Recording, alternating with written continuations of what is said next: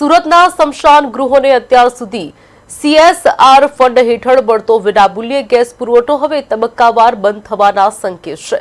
Gas કંપનીએ ટ્રસ્ટીઓને પત્ર પાઠવી જાણ કરી છે કે આગામી 4 વર્ષ બાદ ગેસ બિલની જવાબદારી જે તે સંસ્થાએ ઉપાડી પડશે, જેમાં પ્રથમ વર્ષે 25% શરૂ કરી ચોથા વર્ષે 100% ચૂકવણું કરવું પડશે।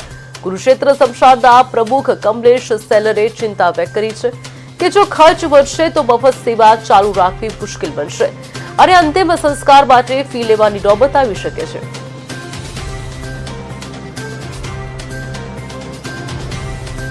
પરિસ્થિતિ એ અલગ વસ્તુ છે, એને આ બાબત સાથે કોઈ લેવા દેવી આવતી નથી।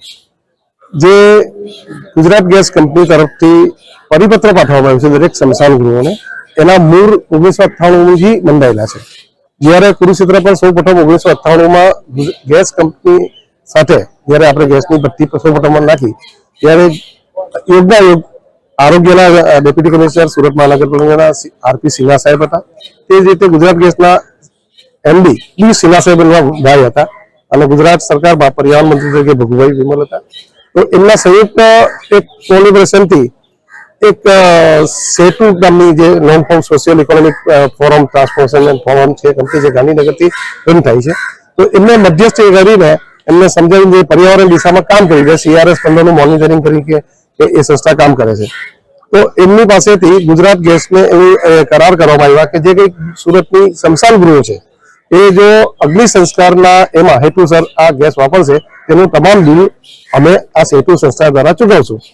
એનો મતલબ એ થયો કે આજ દિન સુધી ગુજરાત ગેસ કંપનીએ બી બધા પાસેથી બિલ લીધું જ છે, 0 રૂપિયા એને ગેસ પુરવઠો આપ્યો જ નથી, જે આજે બી આપે છે। પણ એ સંસ્થા જે ચૂકવે છે એ સંસ્થાની કદાચ નાજુક પરિસ્થિતિ હોઈ શકે, કઈ બીજા કઈ કારણો હશે, તો એમણે બહુ શરૂઆતના વર્ષોથી એક પત્ર લખીને સંસ્થાને તાકીદ કરી છે કે ભાઈ હવે એ 100% પૈસા CRS ફંડથી મોનિટરિંગથી કે હું લાવી શકતો નથી તો આપી શકીશ નહીં। ક્રમશ આવનારા વર્ષથી એટલે 2026-27 થી એ પૈસાનો ક્રમશ ઘટાડો કરશે। પહેલા વર્ષે એ લોકો કુરુક્ષેત્ર સ્મશાન ભૂમિ જેવા ટ્રસ્ટો છે તે 25% કરવાના રહેશે, 75% એ લોકો બિલ આપશે। નેક્સ્ટ યર 50% એ સંસ્થા આપશે અને 50% સ્મશાનોએ ભોગવવાના હશે અને એના પછીના વર્ષે 25% સેતુ આપશે અને 75% સંસ્થાએ ભોગવવાનું રહેશે। આમ કરીને ક્રમશ 2030 લગીમાં એમની ઈચ્છા છે કે ભાઈ આમાં આ ગુજરાત ગેસનું બિલ છે તે તમે તમારે ચૂકવવાનું આવે તેવી પરિસ્થિતિ લાવી શકે છે, એટલે હાલનો આ કોઈ ઇસ્યુ નથી।